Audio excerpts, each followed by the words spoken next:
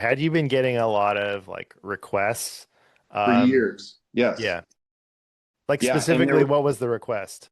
so the rumor was, which was true, that we had gone and remixed this album, and it was hard to appreciate the level. This guy Jim Scott, who you look in your record collection and he's behind the scenes on half the albums you've done. So he had his studio all set up in LA. It was called Cello Studios. It's where it had a different name back then, but it's where the Beach Boys tracked Pet Sounds. I mean, it's Wow. absolutely legendary. So he had just finished, the studio was all set up because he had just finished. Him and Rick Rubin did a lot of albums together. So I forget who they were working on that time. I think it was an AC/DC album, but we came in right after that. So we're in this incredible studio. The label threw a lot of money at this remix. We did it, and then we were dropped from the label.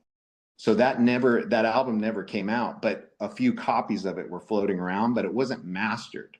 So Mm, okay. we for years we were getting requests for this album, and we didn't know where the master tapes were. Well, it turns out they were in my mom's garage. My mom's garage is like a laboratory clean room. It's the cleanest garage you've ever seen in your life. And this box was bugging her, this box up on a shelf. She's like, I don't know if it's your childhood toys or what, there's something in that box. So I pulled the box down after like a year of her telling me it was up there, and there was all the master tapes and everything we needed. So we got it done, and we called in. Model Engine toured for a while as a four piece, and Oh, we had a guitar player, fantastic guitar player and singer, John Askew, who runs a recording studio up in Oregon now. So we got a hold of John and we just said, hey, can you help us get this mastered? Like, we don't know what to do. So he took care of that. You might remember a guy named Masaki Liu. He was kind of the guy who produced a lot of the 5 Minute Walk that albums, sounds really familiar. Yes. and he was the Hmm. guitar player for Dime Store Profits. So Yes. Okay.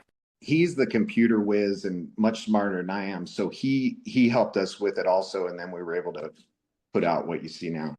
Okay. So let me just see if I can get the timeline right. Yeah, The original album that came out on Cerebellum, when did that come out?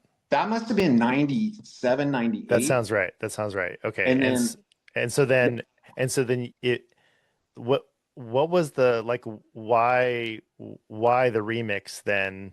Because it sounds like uh was it, Frank wanted to remix the album, or like did you all want to, like, you said, because you said the album, the yeah, label had thrown money at this particular remix.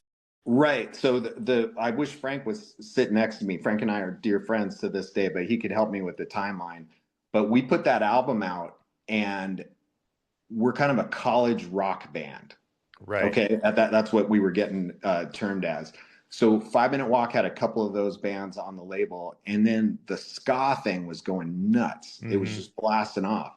So we put the original album out, the Model Engine album, and it was kind of Frank didn't have the bandwidth to work with that album after it came out, and then we got, if I remember correctly, we got dropped from the label. So we had this album, we get dropped, and it was right when we got invited to South by Southwest. Hmm.